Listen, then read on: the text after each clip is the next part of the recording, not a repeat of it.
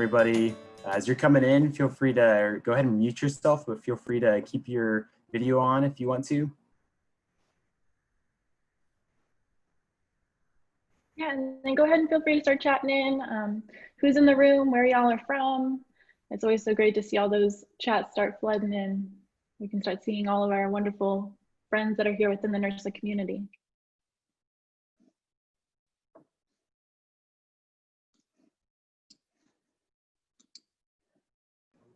We'll start in just a moment. We still have some people trickling in.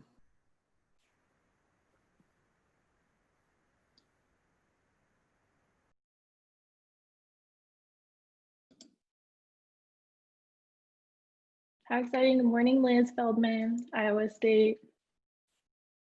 Happy to have you here, and everyone else as well. All right, Chris, you ready? I think we can be, yeah. Let's get going. Well, good morning / good afternoon if you are on the East Coast. My name is Matthew Altendorf. I am the coordinator for student staff training and development at Ohio State University. And I am accompanied by Christina Galli, who will introduce herself in just a moment. And this is the next NIRSA Ideas in Motion virtual roundtable. Our topic specifically is student professional development, and we'll be talking to a panel of colleagues today that will be able to speak to their experiences opening a facility. Okay, y'all. So good morning, I'm Christina Galli. I'm from UC Berkeley. I oversee staff training and development. Official title is Staff Development and Student Experience Specialist. So hello to all my West Coasters. So on the panel this morning, on the call, we're so beyond excited and happy to have Zach Broast from University of Nebraska, Nina Ferro from University of Florida, Stephanie, University of Florida, Stephen Knecht from Mississippi State, Christian Miller, Texas A&M, and Peter from University of Mississippi or Ole Miss. So we're just so beyond excited to have everyone here this morning.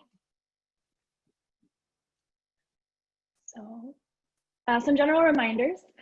So this session will be recorded and posted on the NIRSA Ideas in Motion website. So if you have to hop off early, no worries. If for some reason you'd like access to these slides, I'll put my email in the chat and then you can email me for them and I'm happy to share them. Please make sure you're muted. It just helps with the audio flow and the video flow for the session.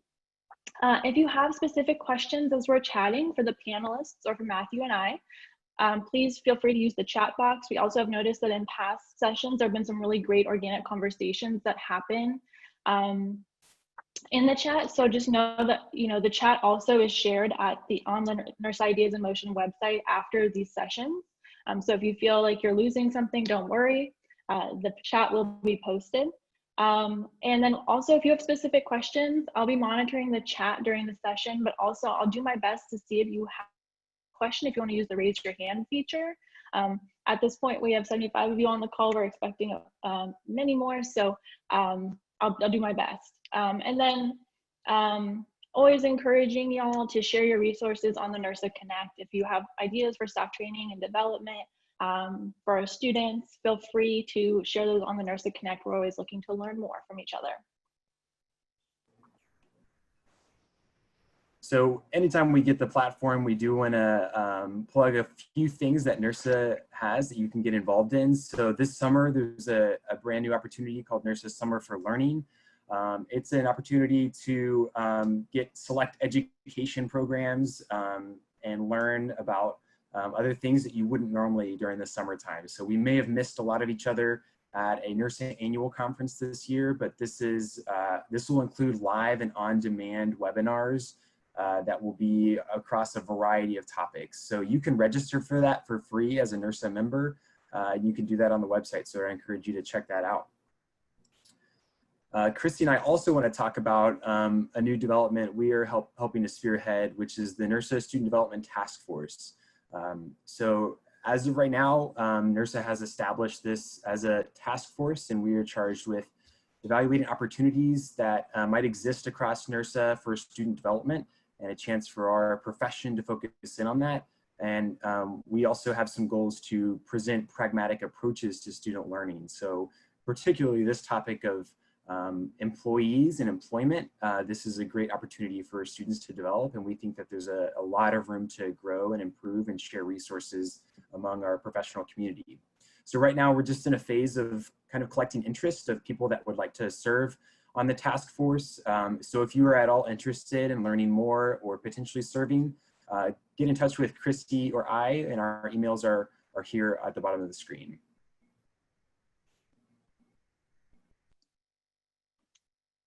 Okay, so as we're all here together sharing space, we want to set the tone and identify some guidelines for participation. I think I was looking at the Ideas in Motion website this morning. I think we're over 90 of these, so hopefully we're all well versed in these guidelines, but we always like to set the tone.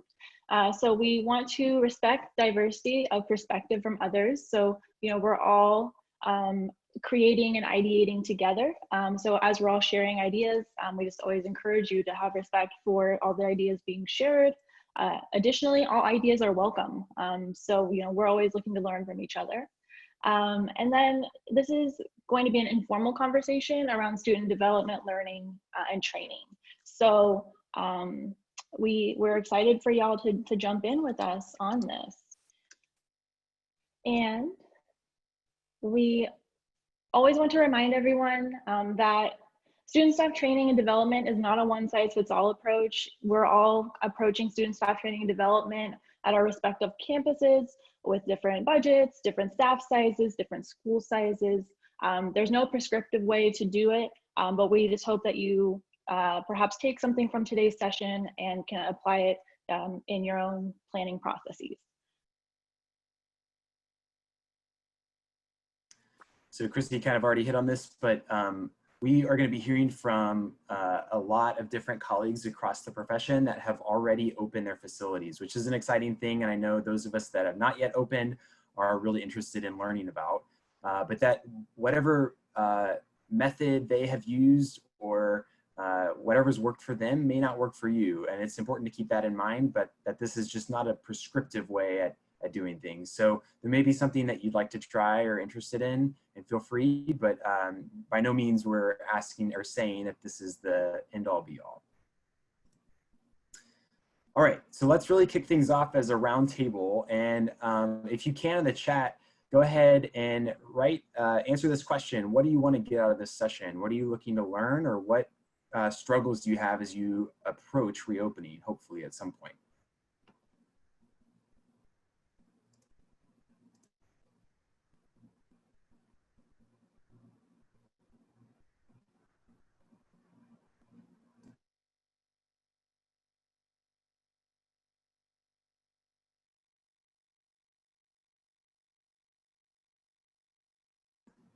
So while we wait for those answers to trickle in, I'll just share what I'm interested in learning about. So from our panelists, I'm interested in hearing a little bit about what have you done in terms of training for getting students up to speed. And if you were to look back at what maybe problems you're seeing now in your facilities or programs, what could have been done better? I'm interested in hearing about that. Yeah, I would say also, I think there's been a lot of questions and calls that I've been on around, training the staff to have conversations and kind of educate patrons on these new policies and procedures. And so, how do you ensure that staff are comfortable returning to work, and also having those conversations with patrons who maybe are a little bit more difficult or a little bit unsure about these new processes and procedures. So we've seen a few come into the chat. So getting our internal team up to speed on migrating to blended training and how to create online modules.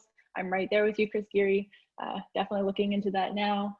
And then Lindsay, Ricky, best practices for staff training online. Amber, to provide professional development sessions to my student staff that they would actually care about, to get excited about. Yes, love it. And then Liz, validating student employee safety concerns while also focusing on their personal and professional growth, which may not feel like priority. Really well said, thank you. Thank you for that. So I think those are some really great starting points for us to jump in on, but certainly continue to add. Miles, good morning. Perfect, so love it. So on the agenda today, we've discussed, we're gonna have the panel discussion.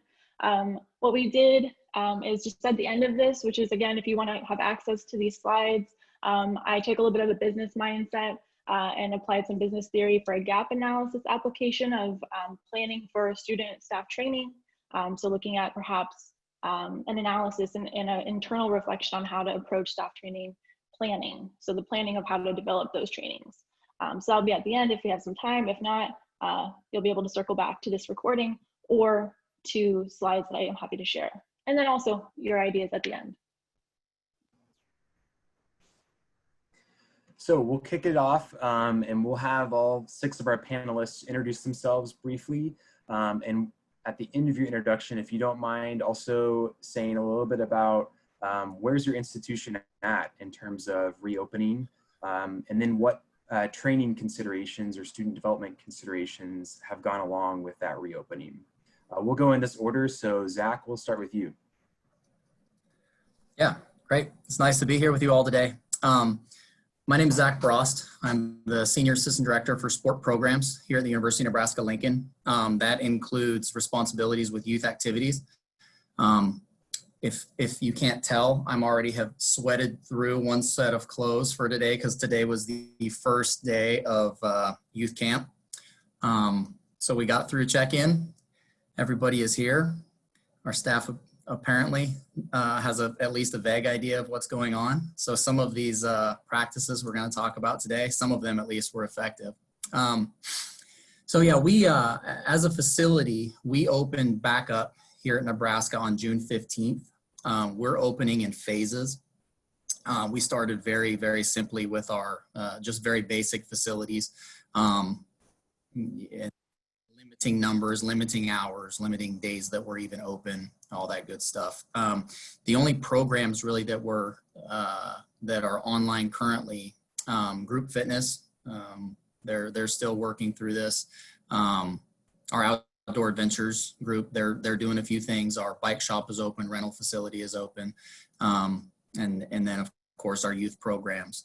I won't monopolize too much of this time, but we've tried to be as efficient as we can be with bringing our groups, our pods, our students, trying to get them back up to speed. We did utilize as much blended training as we could do. We're really big on face-to-face interactions, or maybe I just am. But it's been very, very difficult for us going through Zoom meeting after Zoom meeting after Zoom meeting. Yes, doing some assessment, but not really knowing what's catching, what's taking hold, and what's not.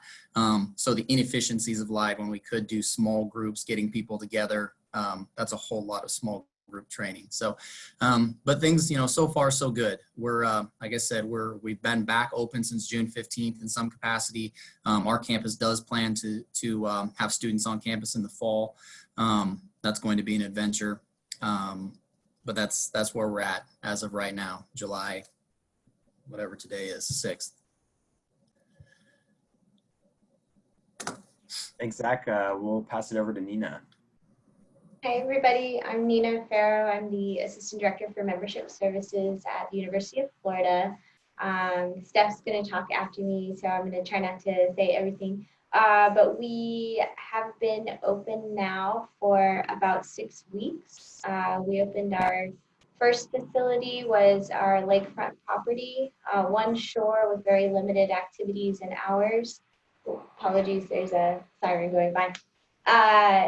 And we just opened our largest indoor facility, Southwest Rec, a week after that, again with limited activities and hours. And we've slowly started to expand what those things are. We went through rigorous online training ourselves as professional staff to open the facility first. And then as we were able to bring students back, they also went through that online training. But I will go ahead and pass it over to Stephanie. Thanks, Nina. Hello, everyone. My name is Stephanie Rogers. I'm the Assistant Director for Staff Development and Training at the University of Florida. As Nina mentioned, with our facilities reopen, our pro staff worked to reopen those facilities first, and then we got our students back in and up and going. But one piece that I guess we looked into prior to closing the facility in March was the concept of starting to cross-train students from other areas. And so we do have students, for example, working the front desk that are originally from sport programs because there weren't any sports running, but they were in Gainesville and available to work. So we were able to cross-train them in that capacity. And again, as Zach mentioned, trying to be efficient with online trainings. And a lot of them have been videos that have been delivered and then kind of like a Zoom or a follow-up conversation just to kind of check in and talk through some further details. So that's kind of where we've been landing in our process. Great, thanks UF friends. Stephen. Hey everybody, Stephen Connect. I'm starting my 4th year at Mississippi State as coordinator of competitive sports. Our facility has been open. This will be the 4th Monday that we've been open, and it's been doing well. We've been kind of breaking off into blocks. So we shorten hours, shorten our capacity. We're at 30% capacity right now, and we've been doing reservation blocks through Fusion where it's like every hour and a half is a block. And first hour, you can work out. The next 30 minutes, the building will be closed, and we clean the facility to make sure that it is as clean as possible for the new people coming in the next block.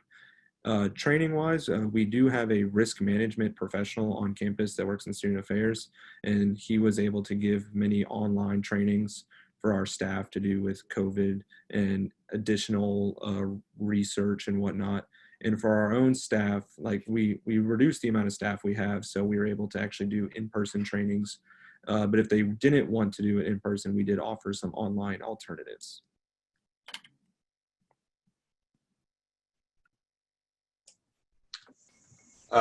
Christian Miller. I'm the coordinator of facilities and leadership at Texas A&M University. I've been here for 2 years. Our situation is actually fairly similar to Stephen. We reopened on May 18th. We phased in up to 50% right when we were getting ready to go to 75. The governor of Texas actually pumped the brakes a little bit on statewide activities, so we're holding steady at 50% and most likely will be through the rest of the summer.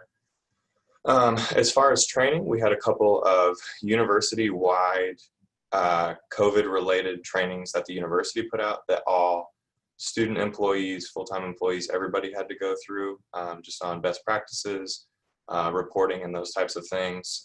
As far as our specific trainings, as of right now, we also shrunk the size of our staff for our operations in the summer. So our first training that we did just last week was able to happen in person for about 15 students. And then again, if any of the students felt uncomfortable, we did also offer it simultaneously via Zoom. But that's pretty much where we are at this point.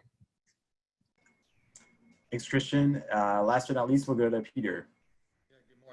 Peter Tolchinsky, Director of Campus Recreation, University of Mississippi. Similar to most folks that have already spoken, for our shop, we will reopen on Monday. So a week from today, we'll be back in person. Our university provided online training, an online training program for anybody that was returning to campus. So our student staff actually was taking the same course that the faculty and staff that were returning to campus had to finish. We designed basically a step-by-step protocol for our student staff, everything from where do you park when you arrive for work to where do you check out when your shift is over. And we distributed that to our student staff that will be returning next week. We have in-person training for groups of 10 or fewer students that will start this week actually. Those trainings will be less than an hour, socially distanced, but we just needed to bring folks back just to kind of walk them through how our operations are going to look on Monday. So we are not at the, we have not reopened yet, but we're kind of in that ready to go phase. Great, thanks so much. We appreciate that perspective too of right in the midst of getting ready to open. So we're going to proceed with some more questions. We may aim some of them at some of you, but those of you that are joining us at the roundtable, feel free to type your questions in the chat box as well. Christy and I may read a couple of them out. You may also direct a question at a particular panelist if you have something interesting you want to ask them.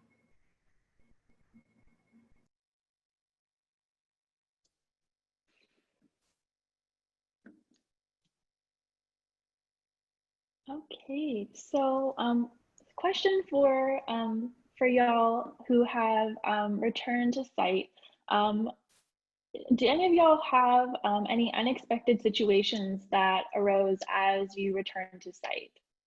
Anything that you think would be beneficial to note, or anything that you've taken as a learning moment as you look back, you wish you would have known before? I'm sure there might be things, but anything that stands out in particular? I would say those of you that I know all of us are on some level at the mercy of the campus or community in general with what some of our policies and procedures might be. My best advice to you would be to start tight or start tighter with what you might be requiring or those safety steps you might be taking. I would start conservatively and loosen up as you feel that. It should go without saying, but it's a lesson we've learned. So there you have it. You can always loosen things up, but it's really, really difficult to open your facility and allow this or that. And then 2 weeks later say, oh, hey, by the way, we're no longer going to let you do this. You now have to do this. And if that's a tighter restriction, it's not going to go over real well. So that'll be my best piece of advice for you all. Awesome. Thanks so much, Zach. I think one thing that we're just starting to deal with at our shop, and I know a couple people on the call have dealt with already, is when you have your student employees test positive. And depending upon what program area those students are in, you know, there's the possibility that you could lose half of your staff for 2 weeks in a designated program area. So, you know, we've heard a little bit talk about cross training, and I think it's easier to do when you've got some sport program folks. So you can cross train for fitness or for your facility operations. It gets a lot more challenging to do that for your lifeguards and your outdoor staff. So those areas that are kind of where you have a certification requirement or expectation, it's critical to be able to have enough folks to be able to offer services in those areas. And if you lose half your lifeguard staff, it really is going to be challenging for you to continue the operations that you have reestablished. Yeah, so that's a great point. So for those who have had that experience, how have y'all pivoted, or what did that process look like for y'all, just out of general interest, for whoever feels comfortable sharing? Yeah, I can speak on that a little bit. First, I'll echo what Zach said earlier. We have kind of been in the realm of we're going to do everything, and then once we get told we shouldn't be doing it anymore, we're reeling things back, which has been much more difficult than it would have been to go the opposite direction. But we were open for probably 4 or 5 weeks before we had the first student employee on staff test positive. It was a lifeguard, and due to the university's policies as far as people who are in close contact, they may not even have to be test positive themselves, but if they fall into these guidelines, they also have to self-isolate for 14 days. And so just through the ripple effect, that is where we lost essentially half of our lifeguard staff for 2 weeks. And so since it resulted in a closure of a facility temporarily, we did communicate that out to patrons. Some of you may have seen it on social media or on our website, things of that nature, just to notify them that there would be a temporary halt in operations of that facility. Once that reopened, we communicated that out as well. We had a similar situation that happened in Outdoor Adventures, where we had 1 or 2 students test positive, but they were in so close of contact with other student employees that it essentially wiped out almost that entire staff as well. So we've come to the conclusion that anytime it's going to impact our operation significantly, which is a closure primarily, we will communicate that out to patrons so that they can be notified before they enter the facility. But if it is just a one-off, a student was at home, it's not going to affect operations, we're not communicating that because in order to help protect that student's privacy. And obviously, everything's remaining anonymous when we're reporting this stuff, but we do have, we felt some obligation to our patrons when they're coming in to know if something's going to be unavailable. Yeah, great. Thanks so much. I mean, yeah, we were talking about this before the call started, and just something that I'm co-chairing our return to site planning task force and for our department, and something that I wouldn't have. I mean, we think about it in the back of our minds, but then how does that pair into your planning for training and things like that as well? So, and I want to encourage everyone, definitely continue to ask questions as questions are coming up for you in the chat. Oh, perfect timing, Liz. So yeah, so I guess, and this is a question, and we definitely want to, kind of keep our conversation around training, but there was a question in the chat about dealing with generating revenue, but having limited programs. So don't know if any of y'all want to speak to that, or if maybe we can follow up with Liz after, but certainly open for y'all to respond to as that pertains.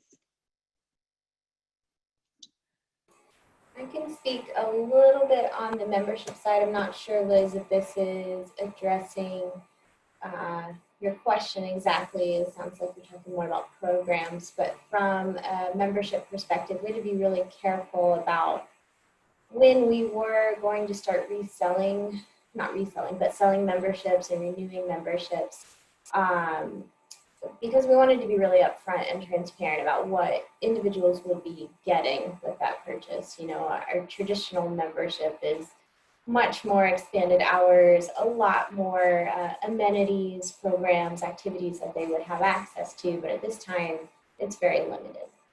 So making sure that communication was really clear.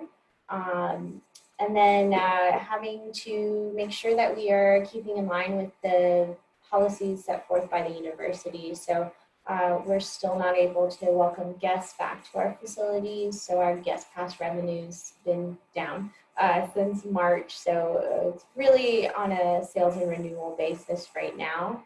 And we've extended memberships a lot to cover the closures that we've had. So for the most part, we're not generating a ton of new memberships. And that's okay. We've kind of expected that. So we're kind of just keeping an eye on it, a finger on the pulse, if you will, and hopefully planning for some more opportunities as things progress. Awesome. Thanks so much, Nina.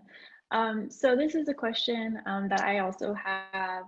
I'm continuing to kind of expand, but from Mike Dominguez, and it's getting some attention in the chat as well. So are you using other methods of online student staff training other than Zoom and PowerPoint? So I know for us, I can kind of start. So we're looking at a few different options, but definitely Zoom is kind of rooted in the delivery method, but definitely want to open up to our panelists as well.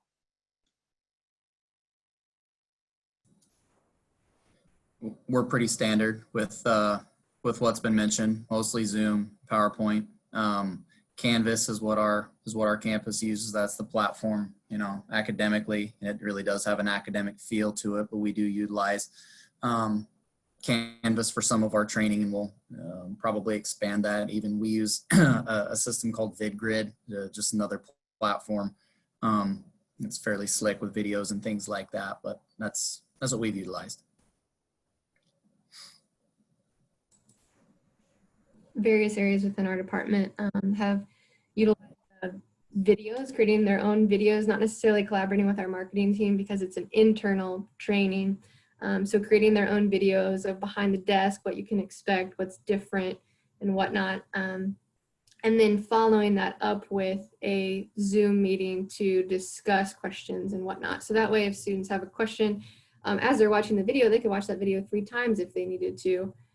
Whereas in a Zoom training, maybe it's harder to keep pace with a large group to ask a lot of questions. So allowing that time for students to review the content before on their own time and then come to a large meeting to have further discussion and follow up with that. And I think that's proved to be effective for various areas. Google also allows you to utilize their Google form as like a quiz, and it can be graded automatically. So that's a really cool feature that has been utilized and that we'll look to leverage further as we get into August and jump into more trainings with that as well.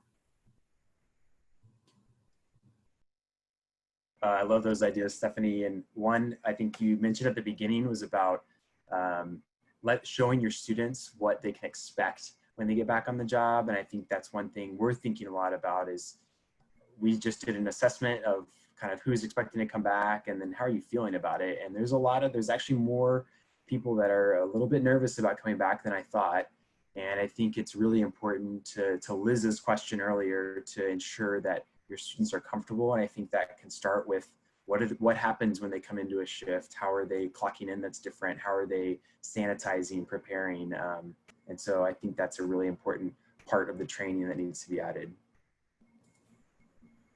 Matt, just to follow up with that too, I know some areas, specifically at the lake, they will have their students come in an hour prior to the start of their shift time to kind of review hands-on, and it's with a smaller group as well. And so that creates a little bit more of intentional engagement with that. So that's one piece that they found to be effective as well.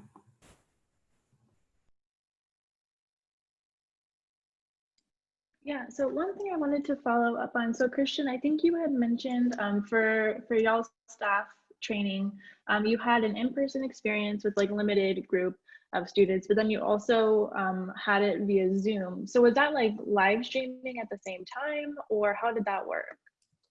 Yeah, that was the intent behind it.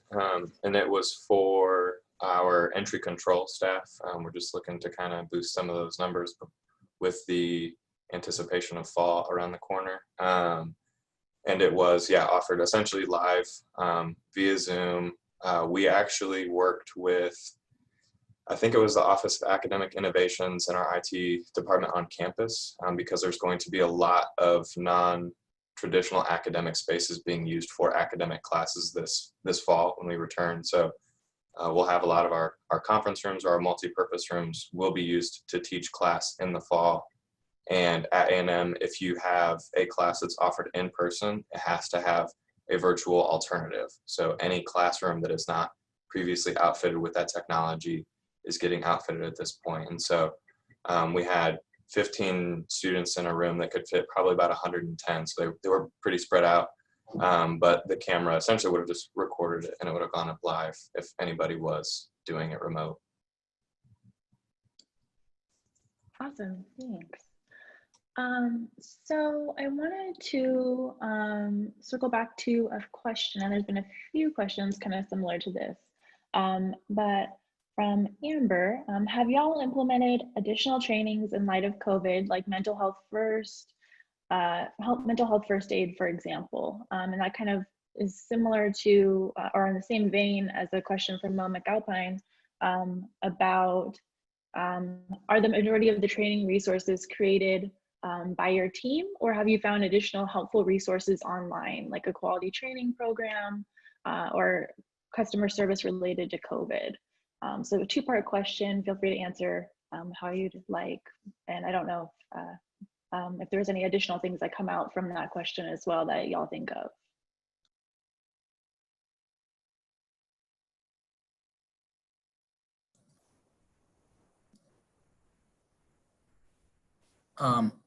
I'll say, I guess we're all just very much more aware of the mental health component that needs to go into all of our trainings. Not that it wasn't a resource that we had touched on before. I won't pretend that we're doing mental health specific training right now. But our resilience and well-being team on campus has been working really hard during these last 10 or 12 weeks to make sure that everybody on campus doesn't know and understand what's available. Same goes with our CAPS, health center, et cetera. They're all kind of in the same shop. They're not the same thing, but I won't get into all that. We definitely have the resources more, I guess I'll say, more readily available. We haven't gone as far as doing training specific to that, but we definitely, as a pro staff, are all doing a much better job hitting on that and making sure that our students are aware, even remotely, what opportunities, what resources are available to them.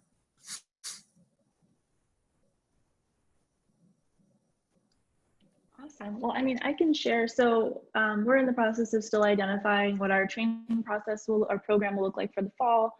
I mean, we know our core tenets, which I'm sure all of us are thinking are going to be there, which are like communication, conflict resolution, general like policies, procedures, emergency action plans, things like that. But something that was interesting in a call I was on last week, they were discussing the idea of partnering with the Ombuds office on campus on conflict management training. And I thought that was a really innovative idea because I know we in-house develop our conflict resolution training, obviously with resources from other schools and things like that. But I thought that was so beneficial, and it was kind of, you know, something that I've been pondering on. But, you know, I can also share for us a training that we already do that I think will work with the department that facilitates it is bystander intervention training. And so looking at additionally, you know, how do we adjust that a little bit? How do we beef that up? But we partner with our Center for Support and Intervention on campus for that. And I know that's a really powerful training that we have for our front-facing staff. So.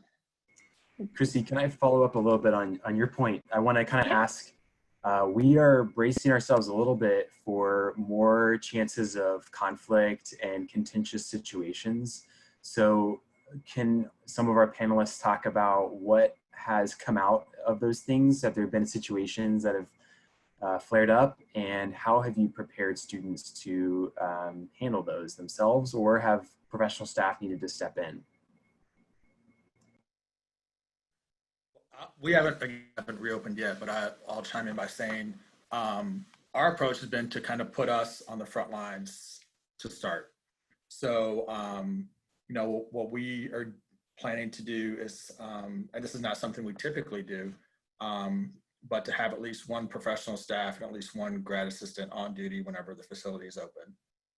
And to put those people in our very frontline capacity, where we're the folks checking people into the building, we're the people that are kind of managing that first point of contact with our patrons. Because, you know, as people have mentioned, this reentry is going to be incredibly stressful for our students. And we feel in our role as professionals that we should help buffer some of that. And we're a little bit better versed in managing those situations. So hopefully, so we're kind of putting ourselves there, at least initially, to help lead that reentry process for both our students as well as our participants by putting ourselves out there front and center. I think that's a great point, Peter. And just to add to that a little bit, that was really helpful to our department in training our student staff, because we worked as professionals in those roles for about a week's time before training some of those students. And then we were able to proactively train them on some things that we saw that were potential challenges or questions that we got a lot on the phone or whatnot, to try to be a little bit more proactive rather than reactive with that. So I think to your point, as well, of just like being in the front lines and allowing them to kind of see us in that capacity is also helpful. Some of the conflicts that we had were not necessarily like aggressive conflicts. It was more of like passive, like emails, and not necessarily about other patrons, but about student workers. So a lot of our student workers were being a little lazy with the mask wearing and the gloves. They kept saying like, oh, these are lunch lady gloves, we don't want to wear them. And doing the whole mask underneath your nose or hanging from your ear. And one of the things we just had to stress with them is that if somebody or two people or three test positive, we're getting shut down. If somebody who is from the state government or from the president of the university, VP, walks in and sees that we're not being as active as we need to be, we get shut down. And that's something that I think just stressing with your students is like not as a threat or a negative thing, but it's like we need to do our best to make sure we stay open. Because I don't think anybody wants to go back to where everything was closed, everything we're staying at home. Nobody wants that. And so that's where we have to do our best to make sure that we can resume normalcy as soon as possible.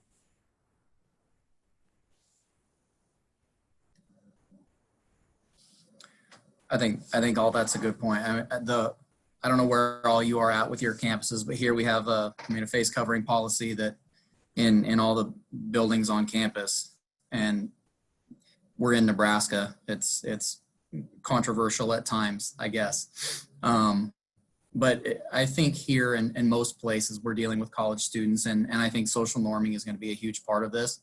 It starts, our students understand it does start with them. I mean, I've got a group of 20 camp counselors right now that are wrangling 2nd through 8th graders right now. And if our counselors are hanging their face coverings off by an ear and complaining about being hot and itchy and whatever else might be, you can imagine how that's going to go with our 2nd and 3rd graders. So getting them to buy into that, I don't know, we're like 4 hours into the day here, but so far so good.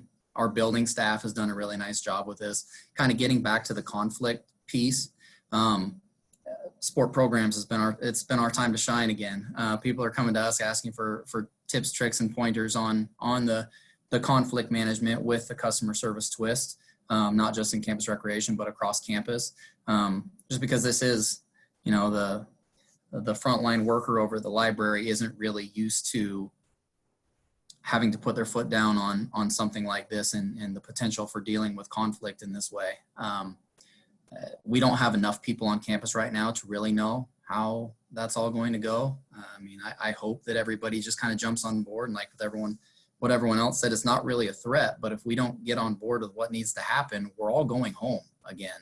And that means no hanging out with your friends on campus, no Husker football, no, you know, whatever the case might be. So not really threatening, but threatening. I hope everybody gets on board with that. But yeah, I think all areas are having to, conflict might be a thing that we deal with a little bit more often than in years past.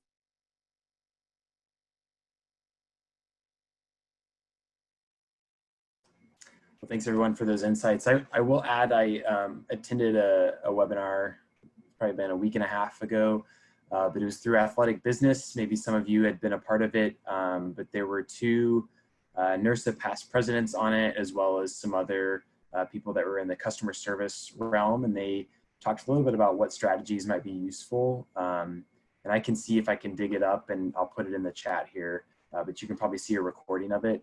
They talk about one idea that I found interesting was based on the book Verbal Judo, and kind of working with people to show them kindness, but also get them to do what you want. So that was a thing that I think might be helpful, and something that students can latch onto as a model of customer service during a potentially contentious time. I co-sign the verbal judo. They can get the last word as long as you get the last action, right?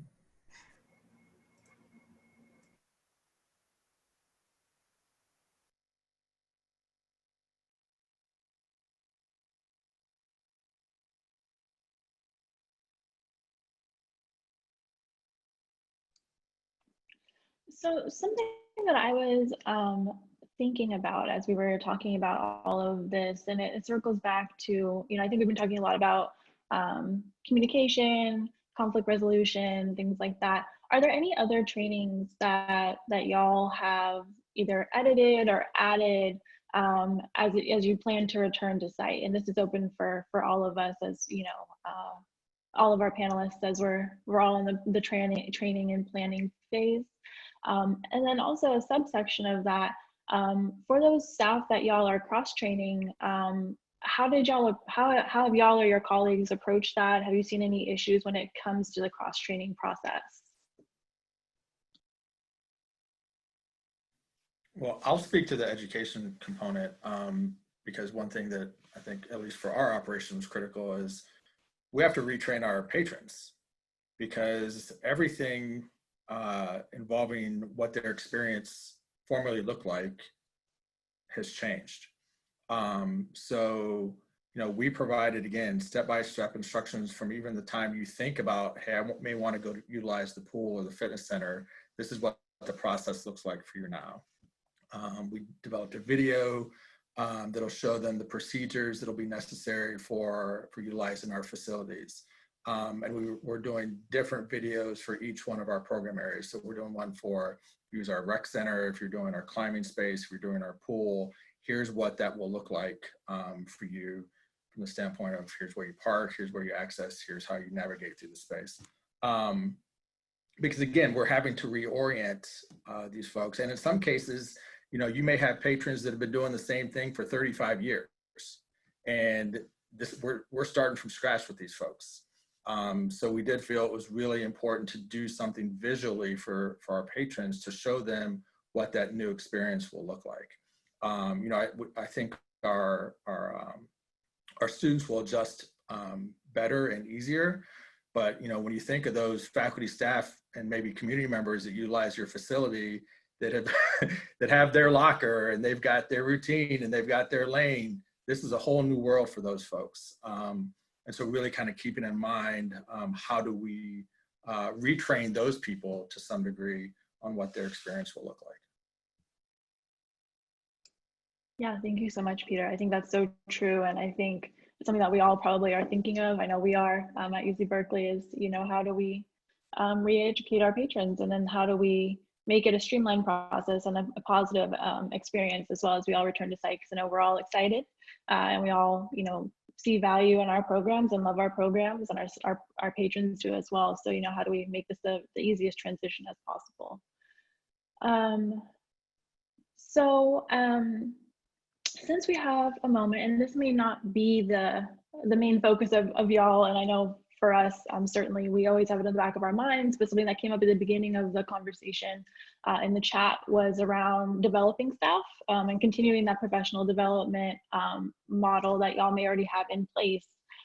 So, you know, as we're talking about training, have y'all thought about, you know, kind of existing pre-shelter-in-place models that y'all had for development, and then how are you continuing those? Is that going to be a virtual space? And any thoughts that y'all have on that?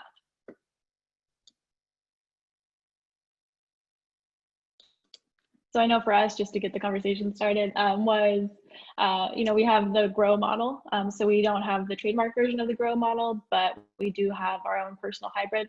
And so, you know, I think that's going to be one of those great things that continue to tie academic performance to their jobs and also post-grad careers.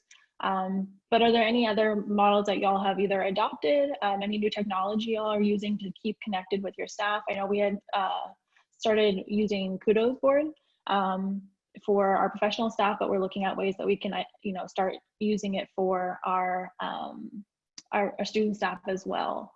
So just would be interested to hear, you know, how y'all are building culture in a kind of physically distant space. I can start this one. So one of the things I do pre-COVID was I have monthly meetings with all of my supervisors and program assistants. And this is just a time where I just schedule like 45 minutes to an hour block of just talking, not necessarily about work. I give them the space to, if they want to say something about work, about improvements, whatnot, they have the opportunity. But it's more about just like checking in on them and making sure that everything's going okay. And with COVID, obviously, like we had weren't able to have like in-person meetings. So even during in the summer when I'm an intramural person and we don't have as much programming, I still made it available to my students. Like, hey, if you want to just chit chat, you know, talk about things, like you're more than welcome to. And I've had a few students take me up during the summer on it.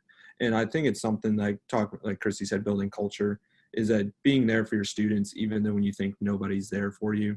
Like, because I can speak with COVID, you know, I live in Starkville, my family is in New Orleans, and during a shelter in place, I didn't really want to stay in Mississippi for 4.5 hours away from family when I can't physically see friends and whatnot. So I moved back home for 2 months. And that's where being in this cult, like this place where it's like you're encouraged not to see people or whatever, I wanted to make sure that the students were still having that culture aspect and having that growth, even though we weren't in a situation that was feasible. And work-wise, I'm making sure that we always show our faces at the front desk, because a lot of times, like, I can't remember how many people said it, but it's stressful for the students. You know, like, what if they test positive? What if they check somebody, they have 105 fever walking into the door? You know, it's always stressful. So having a professional, I think it was Peter also mentioned having a GA professional there, just to be there in case there is an issue arises and they don't feel alone. And so just being there. I think professional development is just being there for them in a time where they may not feel like they have that support. Yeah, I can speak to that. We have continued we do utilize the GROW model.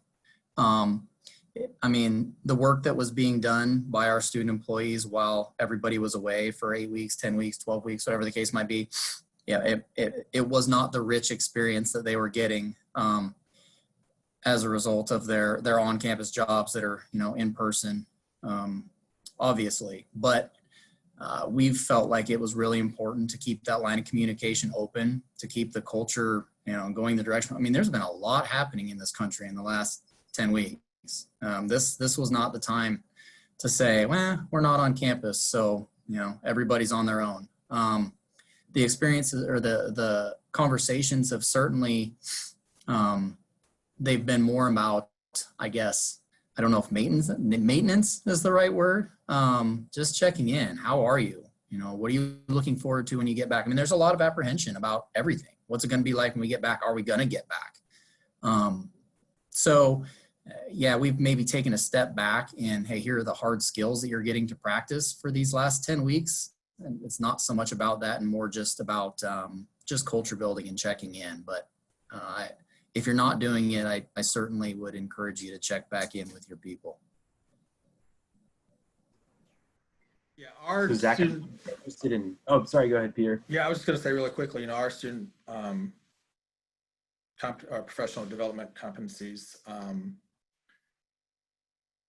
there's something that I kind of wonder if we will pause on for the fall, because in our model, there's a significant reflection component that's part of it, which I think is critical at this point for our students to continue to have that that opportunity to think and reflect.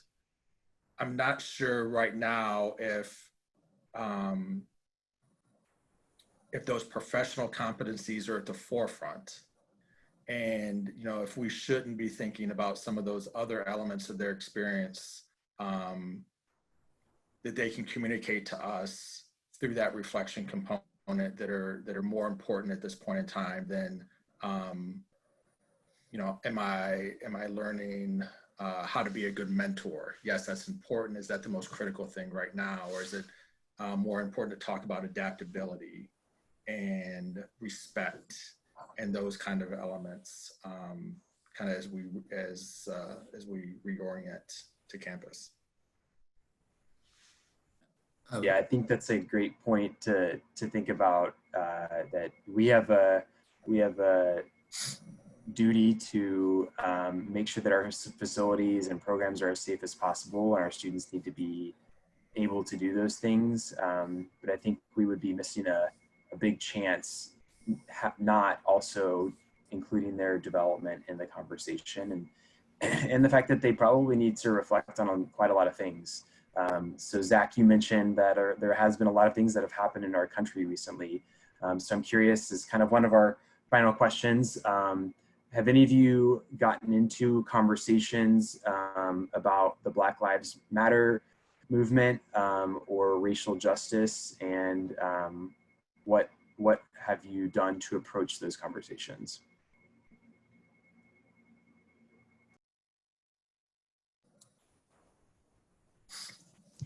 I'll jump in there. I kind of just to add to what we were talking about before as we go into this next topic. I also had monthly meetings with my staff, which was a combination of open forum discussion about work plus some professional development opportunities there. And as things started to shut down, membership was one of the last things to go, but then it's also been one of not the first thing to reopen. So as far as like trainings go for my staff, I tried at the beginning to keep them engaged and, you know, what professional development topics could we talk about. I was really stressed out about that and trying to make sure I was staying connected with them, and had to take a step back and really think about what they were going through as you know, as the pandemic goes, and their whole, their world just got turned upside down. So adding the stress of having to attend meetings or be in this social gathering. You know, I wanted to take that stress away from them. So it turned into more of an empathetic, I am here during these times if you need to talk anytime. And I think as we've moved through the stages of this, there have been more students who have reached out and said, hey, is that offer still on the table? Can we chat over Zoom or social distance, grab a cup of coffee? So we've been able to have some of those conversations. And I think in those settings, I've been able to approach the topic of the Black Lives Matter movement and social justice. And it's a lot of listening. A lot of these students are, they are being challenged in ways that they haven't been challenged before, or they have felt very strongly about this for a long time, and they're finally feeling in a place where they can talk about it with others, or they want to talk about it with others. So I've tried to take the approach of an active participant, an active listener with them, and to share my thoughts and opinions and feelings on it as well, which I know is challenging in higher education. We're always challenged to make sure that we're not biased to one side of an argument, or you know, making others feel excluded by including others. But I think this is a really big moment for us in higher education, where we should be amplifying the voices and really listening and making sure that concerns are heard at the top. If you know, those students don't feel comfortable going there. I don't know, Steph, if you can jump in and add anything about our staff, but I think our students are very self-aware and very, they don't have any fear.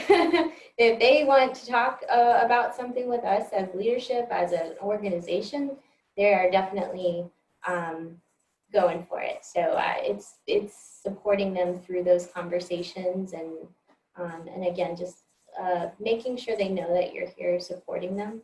I think it's been really huge. Awesome.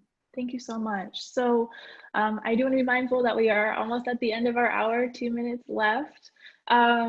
So just a few quick last minute notes. So we won't have time to cover this today, but Matthew and I put together a quick resource, which is a gap analysis I mentioned at the beginning of our hour.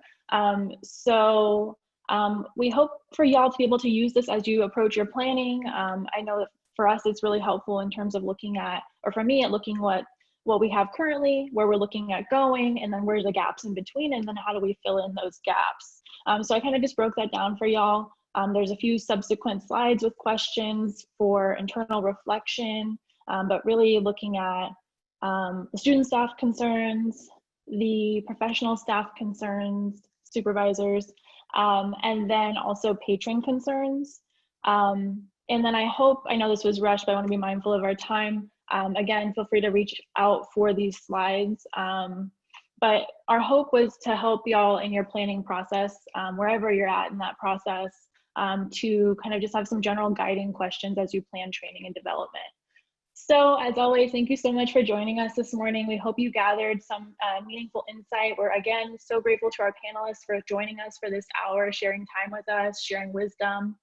If you have any questions as it regards to the Student Development Task Force, and if you want to get more information, please reach out to Matthew and I. We're happy to answer any questions.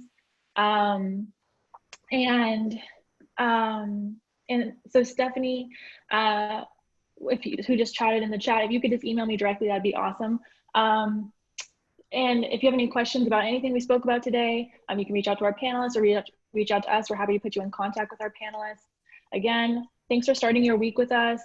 We're so grateful for y'all, and have the best week. And wherever you're at in your planning process, good luck. We're sending you positive juju. Thank you so much. Thank you, everyone. Best of luck. Bye. Have a great day.